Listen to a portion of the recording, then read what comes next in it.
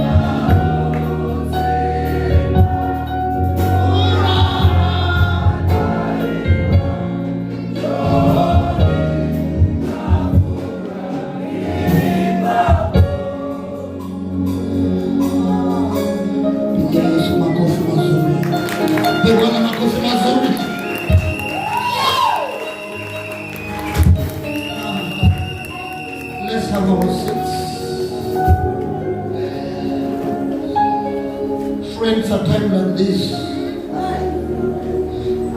always miss display. A time like this is a time that I forget myself. I forget to be a husband of somebody. I forget to be a pastor of somebody. My shakatori kaya, lima zakatori basandaya. Jesus, you are the Lord.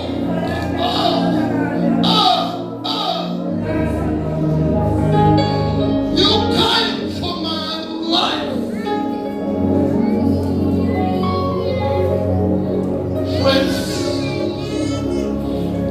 I told you yesterday, this is where I received my salvation. I received salvation in Nairobi, in a small village in this city called Korokocho. And around 5 in the evening, a lady was preaching and teaching the word of God. We had an open air near where I was living. The woman servant of God preached the word, and the word of God pierced me, and I had to surrender to God. I had 3 children, and the devil used me in a bad way, that I could not respect my family. But one day Christ came. Christ came and picked me right from that village. He gave salvation unto me. I told you our family was the least in our clan. My father used to be a learned person. Because of that, we had nothing.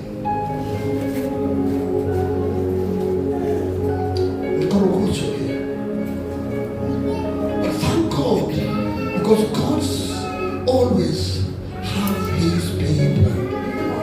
Thank you, man of God, for coming. Came. There is a reason why you came. Brother Dan, thank you for coming. Pastor Cyprian, thank you. Hallelujah. May the Lord bless you. Pastor Albert Mama, may the Lord lift you to a higher grounds. You have my testimonies. They have my testimony. And I have their testimonies. What the Lord has done. When I was going back home in 1999, I went with an old bicycle. There's a brother called Kimani. Sold it to me, 800 shillings. After 15 years, I decided to go home. Brethren said, where are you going, Brother Richard? Remain at home, but the Spirit of God continued speaking to me. The Bible says he is a God of a village and a God of a town. He's a God of city, the God of village. He can bless you from anywhere. He can lift you from nothing.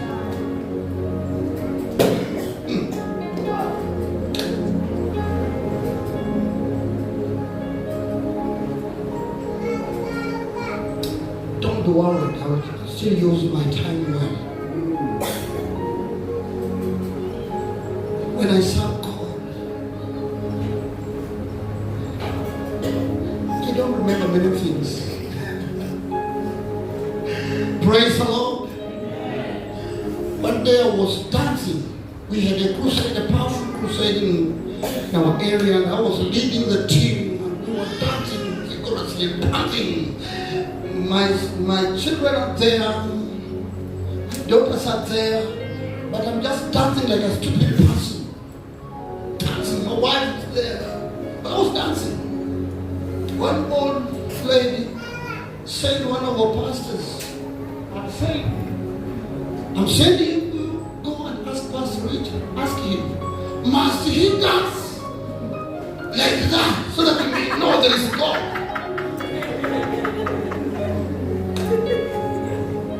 And I said, yes, God there. Yes, I must dance like that. Let me tell you, out of that dancing, out of it, today, I'm eating. Today, I'm standing here and preach. Hallelujah! Out of that dancing. Baba, out of that dancing, like a stupid person. Them that were laughing at us today, they are amazed. They are seeing what the Lord is doing in our lives.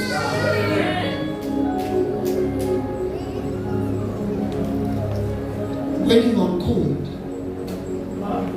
when Christ calls you, accept and serve Him. Don't complain. Don't complain. Serve faithfully. Today, I am eating the fruits of salvation. I'm telling you, today, I'm now reaping from my dancing. Praise the Lord. Praise the Lord. Mommy, it's everywhere. Mommy, it's everywhere. Then in another two. Nabuka saa ile na Nairobi. Yes, I will bless Mama.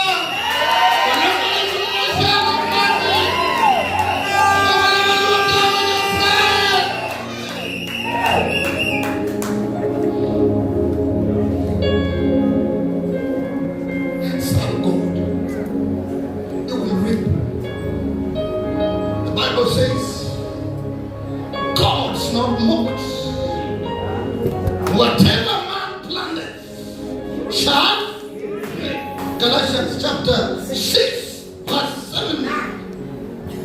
Hapa 7:8. Biblia inasema kama kungali dunia ipo, sheria ya kupanda na kuvuna haitakosa. Mtu anapanda na anavuna. Na Biblia inasema mbegu uliyoipanda ndiyo utakayovuna.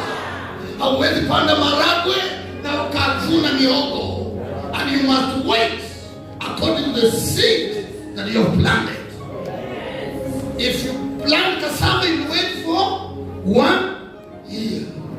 And if you plant maize, you wait for 3 to 4 months. And if you plant sugarcane, 18 months. And you must understand and know that you will do what? Reap. So I'm reaping. I'm reaping.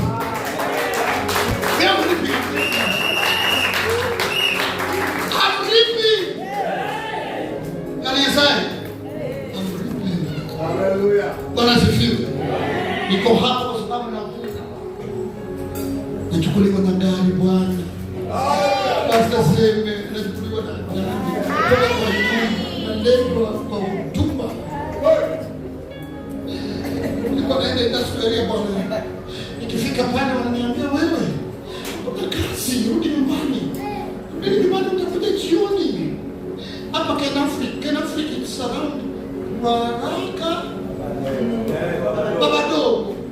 Kenya Africa kwa kampuni ya Sunday. Unajua Sunday? Kwa hapa. Nafika pale watu wanachukuliwa. Kamanda alikuwa manager. Unakuja pale asubuhi anasema kutoka hapa kurudi huko. Ndeni nyumbani mkuje kesho. Na hapo mimi niko ndani. Ni nyumbani. Tunarudi asubuhi. Tufika tu hivi pa. Stima hakuna. Watu watatu ndio wanaingia peke yao. Nakaa hapa Korokocho. When I received Christ, He made me change. Kama sio wokovu singekukuta wewe. Singekupata mtu wa Mungu. Singekujua mtumishi wa Mungu. Kama sio wokovu hatungekuwa pamoja mpaka leo. From 90s up to today, we are friends. We are serving together. Praise the Lord. And now I'm reaping. One day tulikuwa tumetoka huko Kiambio somewhere. Hata isipindi watu. Saa 6 usiku tunaenda kwa mchungaji mzee. Nimebeba kodi yangu. Tunaenda baba nao jamaa bwana. Usiku saa 6 tumetoka na dora. Tunafia. Tunatembea tunaenda umoja. Tunaenda usiku. Imagine kama watu wangetuua. Biblia inasema siku za ujinga. Mungu alifanya nini? Amesahau anakuzidia mbali. Kama hujui kitu, Mungu anajua na hawezi kuhatarisha. Hivyo. Sio ya kanisa. Pole tu. Wewe unakuja jana, unamaliza miezi miwili hapo unataka kutoroka. Unatoroka wewe wapi? Wewe wapi? Serve God.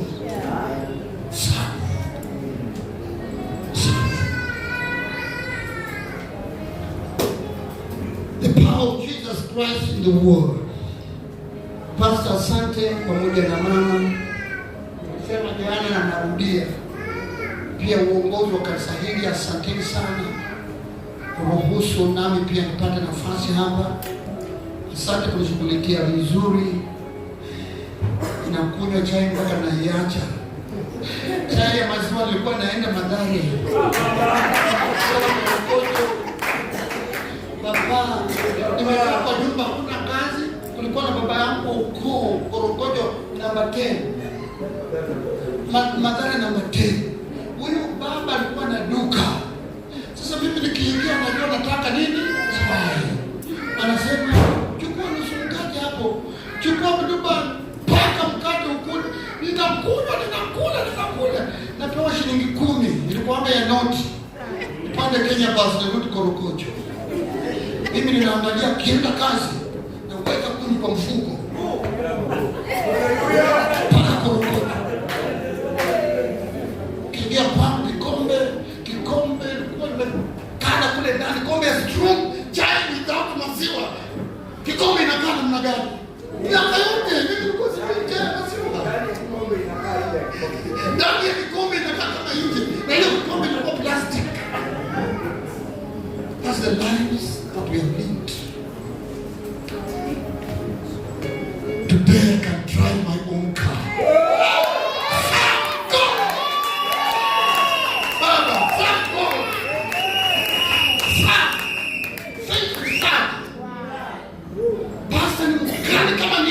Watu wapo. Yes sir. Waka wengine wanaanza kusema huyu anainamia tu pastor. Sema ndio. We had a pastor, my friend. Pastor Evans. That's a young man. Lakini mkali kuliko pilipili. Atokaa na pastor, unakaa naye mnakula kwa meza. Ati yeye akule hapo na wewe ukae hapo. Nani?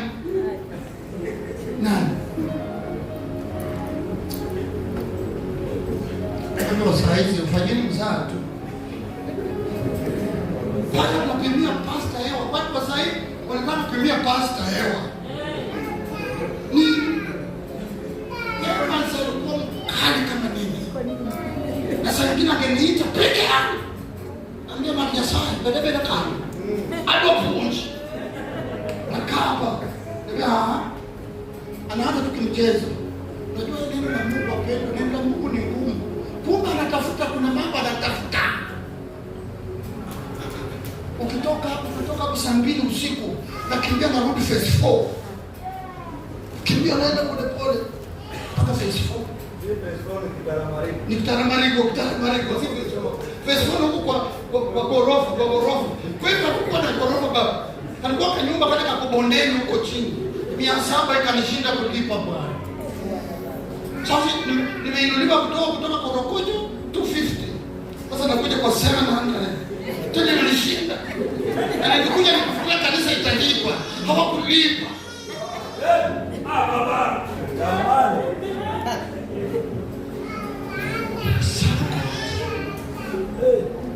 Sangine mama Dorka anapata waru, ndugu anapata waru. Wanapiga waru, wanatengeneza waru na unga mfuko ndogo ya chapati. This mama, may the Lord bless you mama. Amen. Wana roho ya kusema na chapati ni mfuko hadogo. Sasa hiyo tuko na Yoni na Monica peke yao. Hao wengine mimi nimewapata tu kwa roho. Hallelujah. Tunakula bwana, mama anasema ichulie. Na kikaza kidogo kama wanaume lakini. Hebu uingie, tafanya nini? Pata hapo chapati yako unakula na waru. Imagine chapati na waru zinateseka.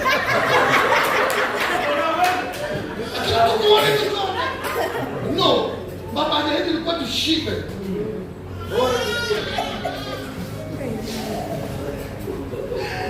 Ingine tuendelee. Salama. Ndio salama. Salama ni muhimu. Tushike msalaba. Nitatumia muda wangu mzuri, msio na wasiwasi. Niko na dakika zangu 15.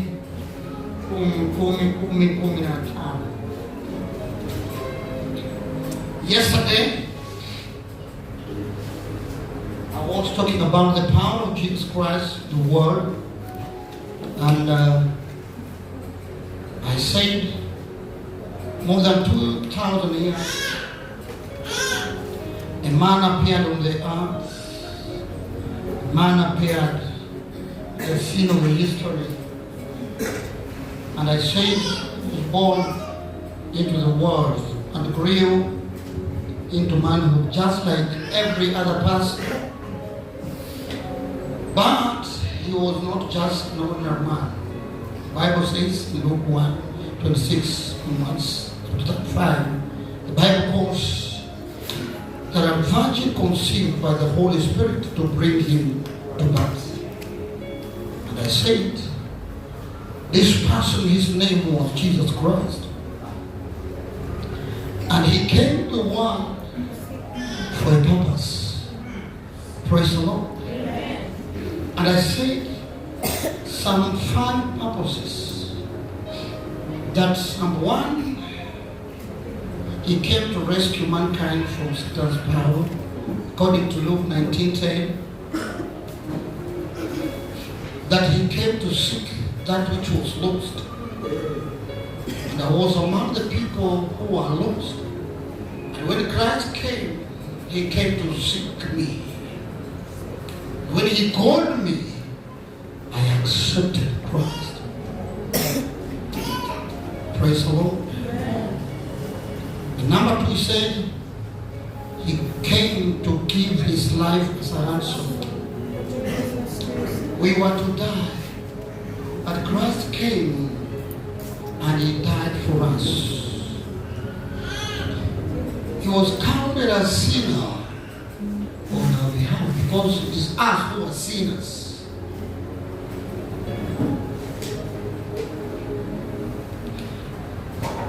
Hallelujah. He came as a ransom just to buy us back to himself. Then in the book of Matthew 20 and 28, the Bible says the Son of Man did not come to be served, but to serve and give his life as a ransom for many. So if you are here, Christ died for you. He was made a ransom for you. Bwana asifiwe. And number 3, we say, came to destroy the works of the Satan in our lives. He who does what is sinful is of the devil, because the devil has been sinning from the beginning. That's 1 John 3 and verse 8. Christ came to destroy the works of the Satan. That's to say, Satan has no power in our lives. That's to say, sin has no power. Sin has no power on you. Decide to live without sin. And then number 4, we say, he came to give us new birth into the family of God. Praise the Lord. Amen. We were birthed in his family. He came to give us a new birth. I am a new creation. Bwana Yesu asifiwe. I am in Christ. I am a new person. I am in the family of God. And that's why I'm here. If it were not God, if it were that God had not brought us, had not bring us in his family, we would not be here. Because of the family of God, I can preach here, we can speak, we can share a lot. Because we are in one family. Praise the Lord. That's why today I have new friends. My brother from Uganda, pastor from Uganda, pastor from Muse. Yes. Ah, my dear friend. What? A new friend tumepatana. Kwa sababu tuko katika ufalme wa Kristo. Hallelujah. Let us not forget this from yesterday. We are celebrating Jesus, the crucifixion of Christ. Praise the Lord. Amen. Hallelujah. Amen. So we have to remember this. I know we can preach. We can say hallelujah. Receive it. Preach it. I receive. But let us remember the cross. Because it is the cross that has enabled us to be where we are. Christ called us. Hallelujah. Amen. God called Moses out to go and talk to Pharaoh. But Moses tried to complain. Bwana sifiwe. And because of shortcomings, Christ came that we may be fulfilled. That he may fulfill their promise. Bwana Yesu asifiwe. You can read 1 John 1:12, where the Bible says he came to his own, but they did not. But they that received him, he did what? How he gave them power to become the sons and daughters of God. Hallelujah. So when we are the daughters, when we are the sons of God, we need not to fear. Hallelujah. Hallelujah. We need not to fear the works of the devil, because we are the sons of the Most High God. And I say our call is from above. I call it a high calling. When you are called by a high calling. Accept the high calling. Wachana na hii mito hii ya watu ya siasa hii ya wasiwasi. Hao watakuita na watakuacha. Yesu anakuita na uitike, watu wataona na wasema kweli ni Mungu. Damu naanza kubaliana na mimi.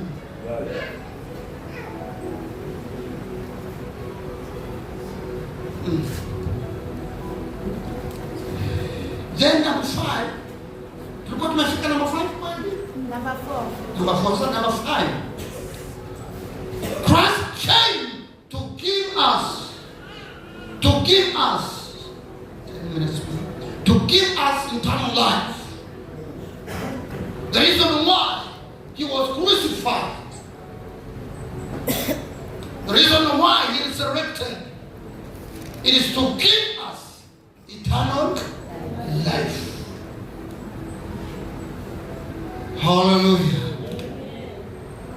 The Bible says that this is a testimony that God has given us eternal life. And his life is in his Son, Jesus Christ. When you receive Christ, you have eternal life. Without Christ, my friend, you are out.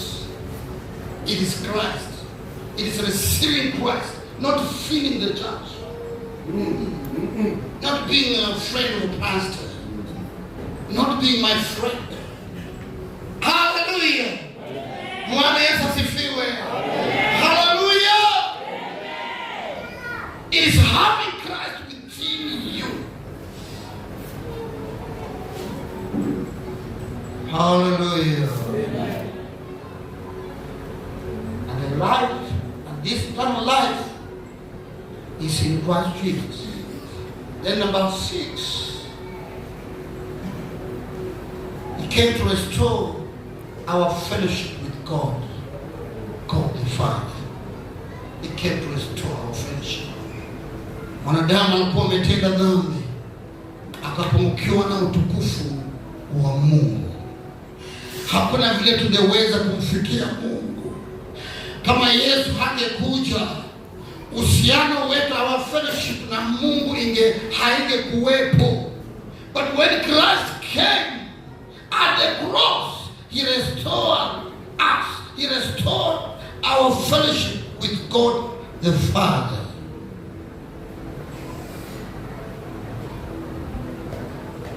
And that's why I proclaim to you what we have seen and heard, so that you also may have fellowship with us.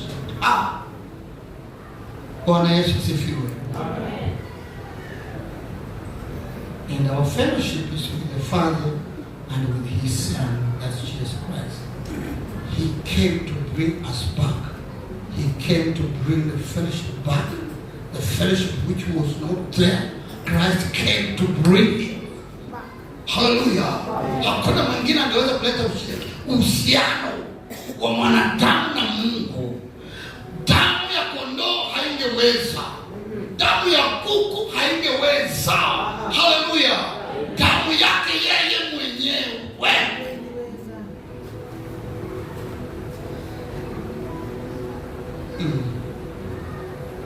Usijaribiwe kwenda kwingine. 1 John 1.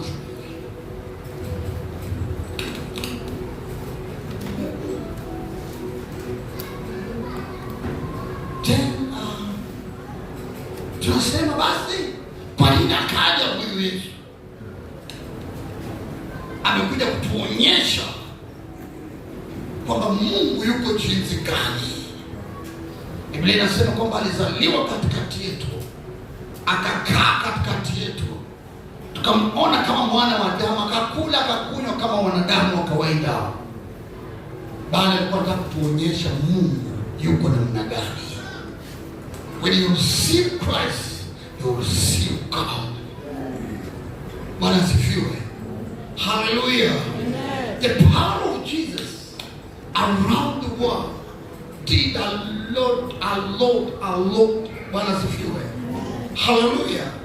And Jesus came to show us what God is like. Let's read John 14:7.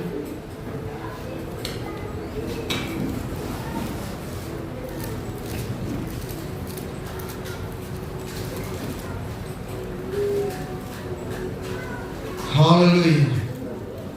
Read as I finish. The Bible says, yes, if you had known me, you would have known my Father also. And from now on you know him and have seen him.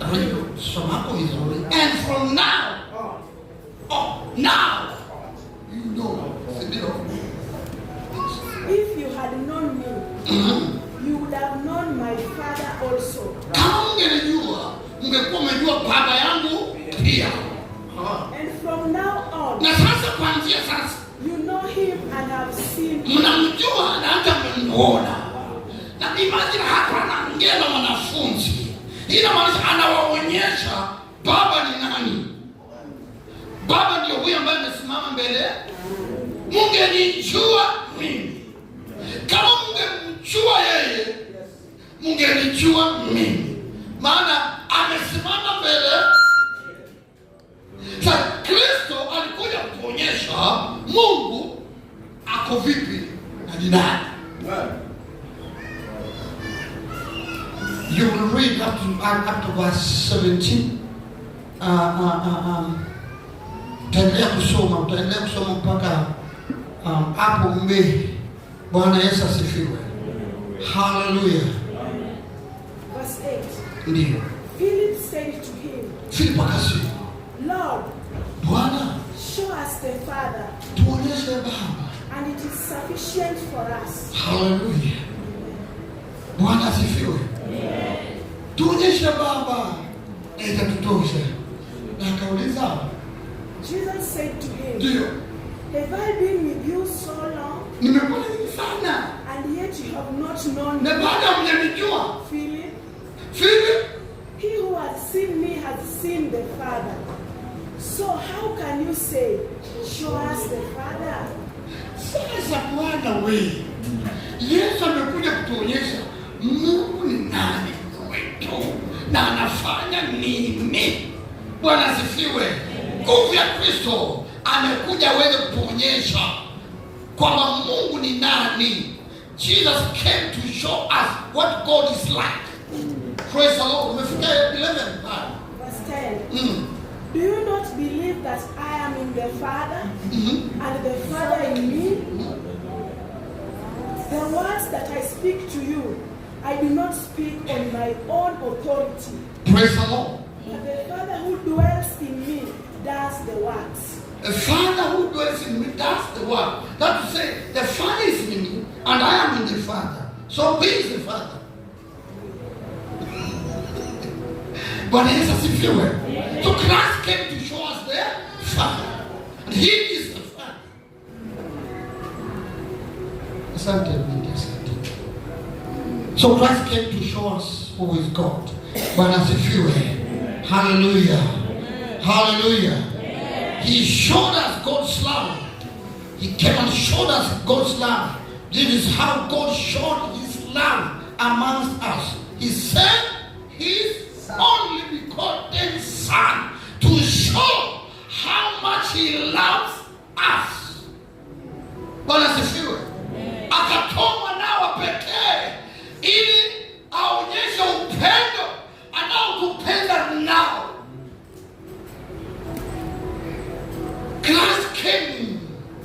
that we may know how much He loves us. He came to show us how much God loves us. Bwana sifiwe. Hallelujah. Bwana sifiwe. He sent His only begotten Son in the world that we might live through Him. Through the only Son of God, we may be alive, we may live. Bwana sifiwe. Tuwe wazima, tuishi ndani ya Kristo Yesu. Kama sio Yesu, hatuwezi tukaishi tena. Bwana sifiwe. Alikuja kwa sababu yangu, alikuja kwa sababu yako. Tunaishi kwa sababu ya Yesu. Hallelujah. And this is love. Not that we love God, but we love us first. Bwana sifiwe. He loved us first and He sent His only. Yes. You can read in 1 John 4:9 and 10. Praise the Lord. He showed us God's power. He showed us the power of God. Christ came to show us the power of God working within Him. The Bible says He healed the sick, the lame and the blind. And the Bible says the news went all over Syria. And people brought the oppressed before Him. He was showing the power of God. He was working as God. People who are sick, they were healed. The oppressed were healed.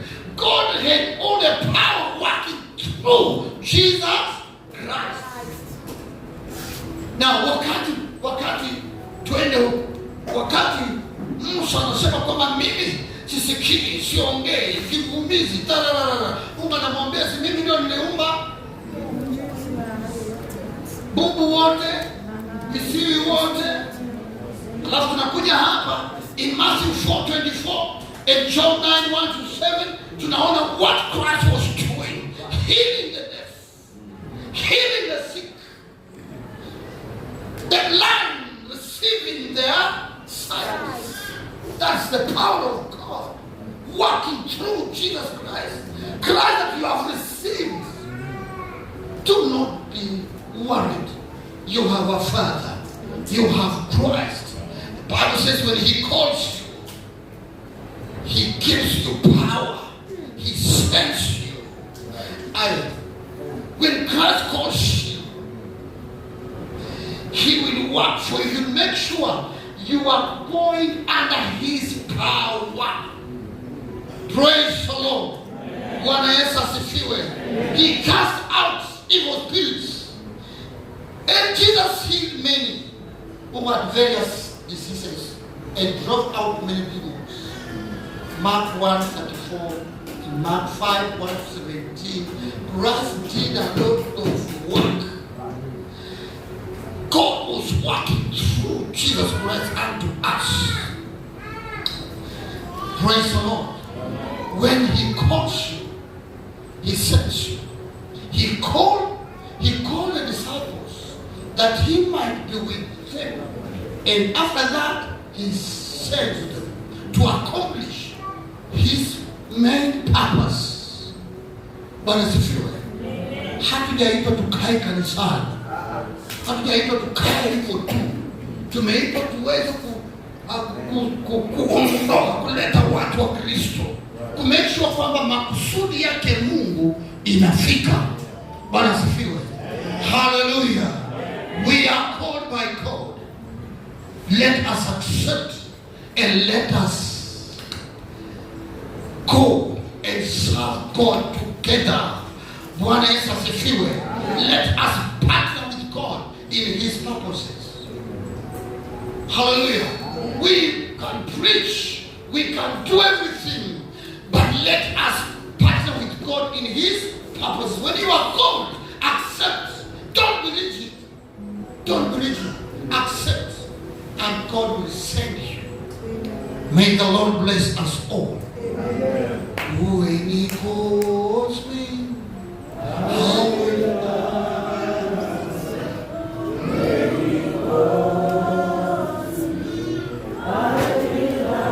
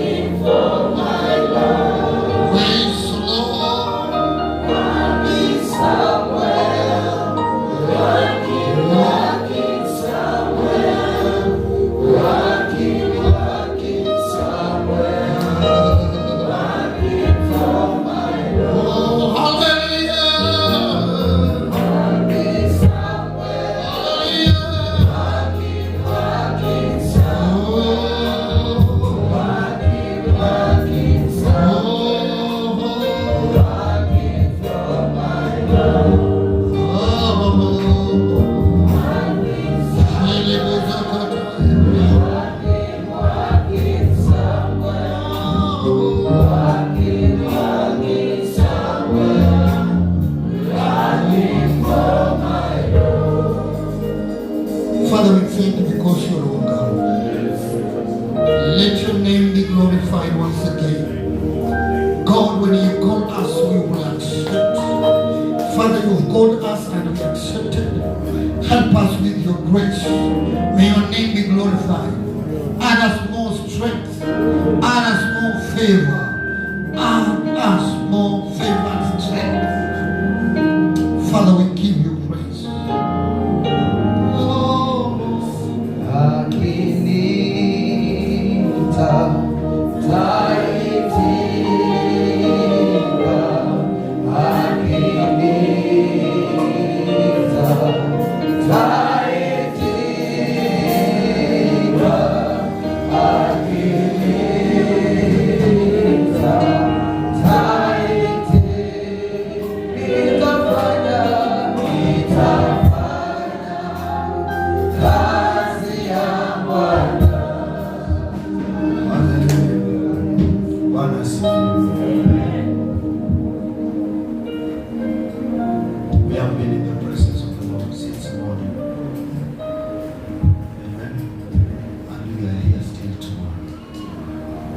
We shall be winding up convention, and I know it will be great. Amen. Before we consider everything, allow me to bring my two sons from New Zealand, because I'm going about tomorrow, so they can come and greet us. Jacob and Washington, watusalimie tu maana ya kesho.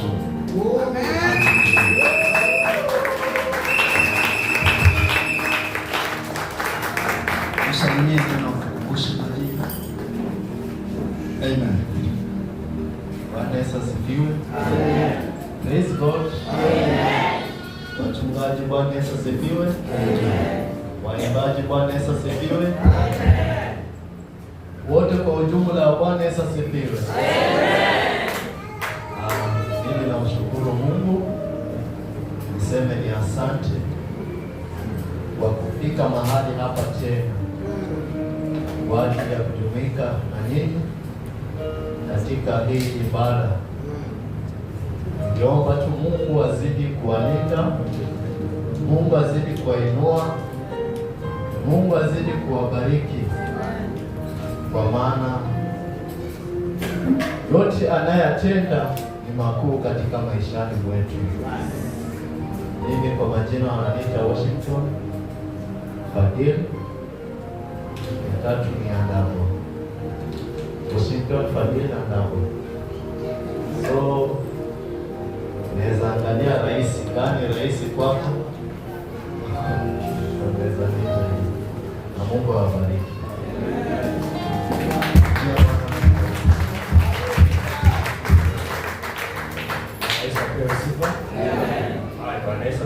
Kwanza nimshukuru Mungu kwamba amekuwa mwema kwa wakati wa leo. Tunashukuru Baba pamoja na Mama kutualika tena Nairobi. Bwana Yesu apewe sifa. Amen. Sisi tulibaki kwa salama. Wamesema mpokee salamu zetu. Asante sana. Nashukuru kwa ujumbe katika kitabu cha Exodus chapter 4 verse 10. Mungu awabariki sana. Amen. Amen. Pigia Bwana makofi ya shangwe.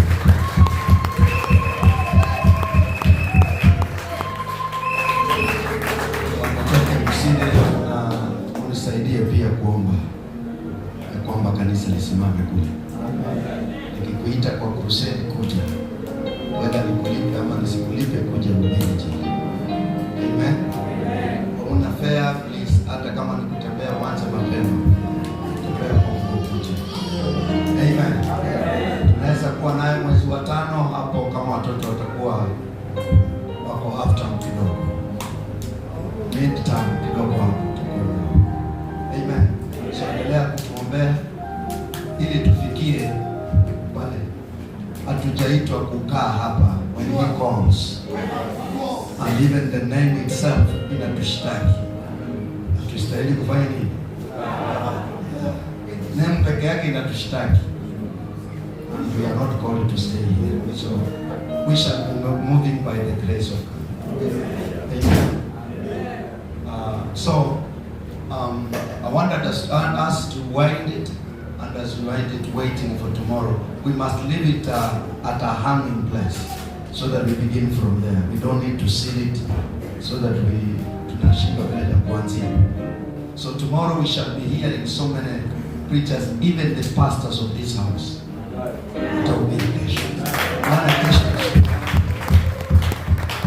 Mimi kama yangu nilimaliza jana na leo, hiyo sasa itakuwa ya wafunge kabisa, na wahubiri pia mfunge kabisa, ili Bwana afanye nini? Atukuzwe. Waimbaji asanteni, na naomba pia Mungu awaongezee kiasi. Kesho tunapoifunika, ifunike sawa sawa.